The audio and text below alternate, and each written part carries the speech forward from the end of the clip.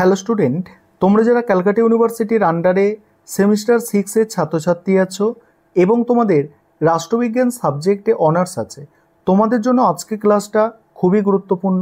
আজকে ক্লাসে তোমাদের ডিএসসি A4 পেপার থেকে 2023 এবং 2022 এই 2 বছরের প্রশ্নপত্রের এসএকিউর সমাধান নিয়ে আলোচনা করব। প্রথমে তোমরা 2023 সালের প্রশ্নপত্রের এসএকিউর সমাধানটা দেখে নাও।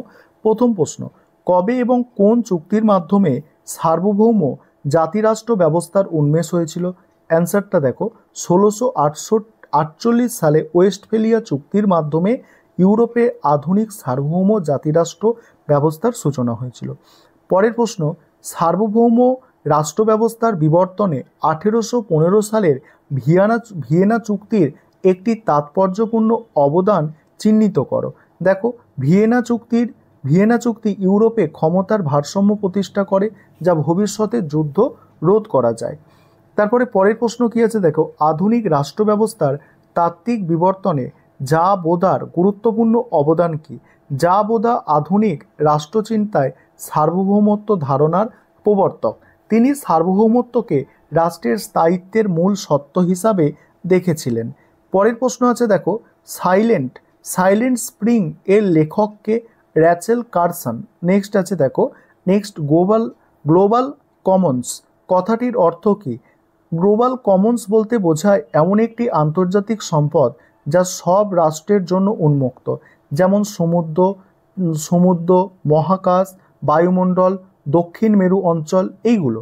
তারপর দেখো, বিটন উড সম্মেলনে উদ্ভূত দুটি অর্থনৈতিক সংগঠনের নাম। একটা হচ্ছে IMF অর্থাৎ আন্তর্জাতিক মুদ্রা তহবিল, আর একটা হচ্ছে ওয়ার্ল্ড ব্যাংক অর্থাৎ বিশ্ব ব্যাংক। পরের প্রশ্ন আছে, whose affair of the WTO বইটি কার লেখা? দেখো, বইটির লেখক কি? বইটির লেখক হচ্ছেন কেলি গিয়ার্টনার। তবে কিছু সূত্রে বলা হয় ওই লেটা হিংফিঞ্চ এর বিষয়টি ব্যাখ্যা করেছেন, তবে বইটির লেখক অর্থাৎ রাইটার ইনিই হবেন। ঠিক আছে, এটা হচ্ছে সঠিক অ্যান্সার, মনে রাখবে। তারপরে কি, প্রথমে আর্থ সামিট রিও ডি জেনিরোতে কোন সালে অনুষ্ঠিত হয়েছিল? 1992 সালে অনুষ্ঠিত হয়েছিল। পরের প্রশ্ন, প্রথম উত্তর দক্ষিণ সংলাপ কবে এবং কেন সূচিত হয়? 1970-এর দশকে উন্নয়ন ও উন্নয়নশীল দেশের মধ্যে অর্থনৈতিক বৈষম্য দূর করতে এই সংলাপ শুরু হয়। পরের প্রশ্ন হচ্ছে, দক্ষিণ সহযোগিতার ওপর ভিত্তি করে তৈরি যে কোনো দুটি অন্তঃরাষ্ট্রীয় সংগঠনের নাম। দেখো, অন্তঃরাষ্ট্রীয় সংগঠনের নাম হচ্ছে, একটা হচ্ছে G77, আরেকটা হচ্ছে জোট নিরপেক্ষ আন্দোলন। পরের প্রশ্ন হচ্ছে, বিশ্ব অসাম্য এর দুটি নির্ধারক কারণ উল্লেখ করো। 1 নম্বর হচ্ছে সম্পদের অসম বন্টন, আরেকটা হচ্ছে প্রযুক্তিগত উন্নয়নে বৈষম্য। পরের প্রশ্ন আছে, ঠান্ডা যুদ্ধ ও সংঘর্ষের একটি প্রধান পার্থক্য নির্দেশ করো। ঠান্ডা যুদ্ধ হলো রাষ্ট্র বা গোষ্ঠীর মধ্যে সংগঠিত দীর্ঘমেয়াদী সশস্ত্র লড়াই। সংঘর্ষ ছোট পরিসরে বা আনুষ্ঠানিকভাবে সংগঠিত হয়। তারপরে দেখো, পরের প্রশ্ন আছে, গ্রামসির পুরসমাজের কেন্দ্রীয় ধারণাটি কি? গ্রামসির মতে পুরসমাজ হলো সাংস্কৃতিক ও আদর্শিক লড়াইয়ের ক্ষেত্র যেখানে মতাদর্শগত আধিপত্য প্রতিষ্ঠিত হয়। দক্ষিণ এশিয়ার সন্ত্রাসবাদী পোর্টাল কাকে বলা হয়? দেখো, একটি গবেষণা প্ল্যাটফর্ম যা দক্ষিণ এশিয়ার সন্ত্রাস, সংঘর্ষ ও নিরাপত্তার বিষয়ক তথ্য সরবরাহ করে। পরের প্রশ্ন হচ্ছে দেখো, গ্রেটা থুনবার্গ কে? গ্রেটা থুনবার্গ হলেন সুইডিশ পরিবেশ আন্দোলনকারী, যিনি জলবায়ুর পরিবর্তনের বিরুদ্ধে বিশ্বজুড়ে তরুণ আন্দোলনের মুখ। এবার 2022 সালের প্রশ্নপত্রের সমাধান দেখো।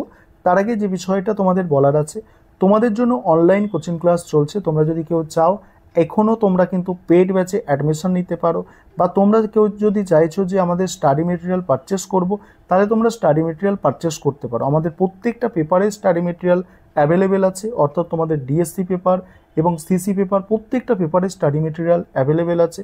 তোমরা যারা স্টাডি মেটেরিয়াল পারচেস করতে চাইছো বা আমাদের পেড ব্যাচে অ্যাডমিশন নিতে ইচ্ছুক আছো, নিচে যে নম্বরটা দেখতে পাচ্ছ এই নম্বরে যোগাযোগ করে পেড ব্যাচে অ্যাডমিশন নিতে পারো বা স্টাডি মেটেরিয়াল পারচেস করতে পারো। এবার দেখো 2022 সালের প্রশ্নপত্রের সমাধান। প্রথম প্রশ্ন, ওয়েস্টফেলীয় জাতিরাষ্ট্র ব্যবস্থার একটি প্রধান বৈশিষ্ট্য উল্লেখ করো। এই ব্যবস্থার মূল বৈশিষ্ট্য হল রাষ্ট্রের সার্বভৌমত্ব, অভ্যন্তরীণ বিষয়ে হস্তক্ষেপ নিষেধ। পরের প্রশ্ন আছে, আন্তর্জাতিক রাজনীতির প্রসঙ্গে দ্বিতীয় বিশ্বযুদ্ধোত্তর উদারনীতিবাদের কেন্দ্রীয় ধারণা। কেন্দ্রীয় ধারণা হল আন্তর্জাতিক সহযোগিতা, অন্তঃরাষ্ট্রীয় প্রতিষ্ঠানের গুরুত্ব এবং পারস্পরিক নির্ভরশীলতা।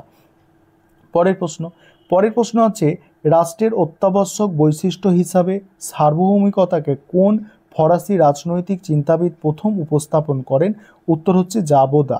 পরের প্রশ্ন, বর্তমান বিশ্বে রাজনীতিতে সার্বভৌমিকতার ধারণাটির একটি প্রধান সীমাবদ্ধতাকে উল্লেখ করো।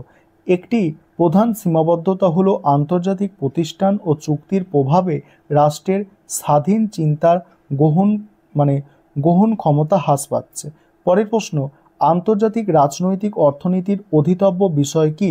রাষ্ট্র ও আন্তর্জাতিক সংস্থাগুলির মধ্যে অর্থনৈতিক লেনদেন, বাণিজ্য নীতি, উন্নয়ন ও বৈষয়িক সম্পদ বন্টন এই বিষয়গুলি এর আওতায় পড়ে।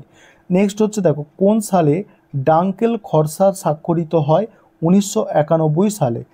পরের প্রশ্ন, কেইনসের অর্থনৈতিক মডেলের কেন্দ্রীয় ধারণাটি কি? কেন্দ্রীয় ধারণা হচ্ছে রাষ্ট্রীয় হস্তক্ষেপের মাধ্যমে চাহিদা নিয়ন্ত্রণ করে অর্থনৈতিক স্থিতি রক্ষা করা।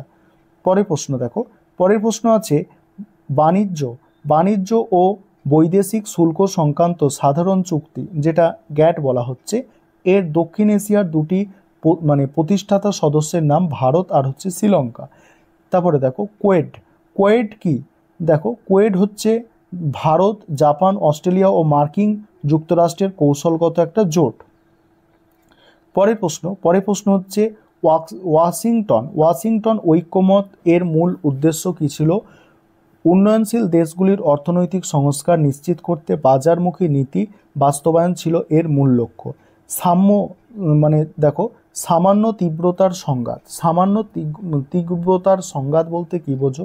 এটি এমন এক ধরনের সংঘাত যা ছোট পরিসরে দীর্ঘমেয়াদী এবং অপ্রথাগত পদ্ধতিতে সংগঠিত হয়। ইউনিসেফের পুরো ফর্ম দেখতেই পাচ্ছ, ইউনাইটেড নেশন ফ্রেমওয়ার্ক, দেখে নাও তোমরা এটা। তারপরে প্রশ্ন, G33 কোন সালে গঠিত হয়েছে? 2003।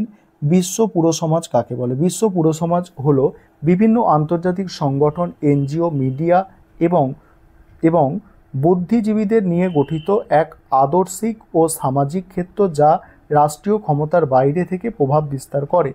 তারপর দেখো, পরের প্রশ্ন হচ্ছে, দেখো, অ্যামনেস্টি ইন্টারন্যাশনাল কি? এটি একটি আন্তর্জাতিক মানবাধিকার রক্ষাকারী সংস্থা যার লক্ষ্য হচ্ছে বন্দীদের মুক্তি ও নির্যাতনের বিরুদ্ধে প্রতিবাদ। এবার তোমরা যারা পেড ব্যাচে আছো, তোমরাও ক্লাসটা আজকে পেয়েছো, সেখানে তোমরা কি পাচ্ছ? তোমরা 21 সালের প্রশ্নপত্রেরও সমাধান পাবে এবং সেখানে তোমাদের অন্যান্য গুরুত্বপূর্ণ প্রশ্নও আছে। অন্যান্য গুরুত্বপূর্ণ প্রশ্ন তোমাদের কিন্তু কটা দেওয়া আছে? দেখো, টোটাল হচ্ছে 30টা প্রশ্ন, অন্যান্য গুরুত্বপূর্ণ প্রশ্ন দেওয়া আছে। আর তোমরা যারা ইউটিউবে দেখছো, তোমরা যদি কেউ পেড ব্যাচে অ্যাডমিশন নিতে ইচ্ছুক থাকো বা স্টাডি মেটেরিয়াল পারচেস করতে চাও, এই নম্বরে যোগাযোগ করে নেবে।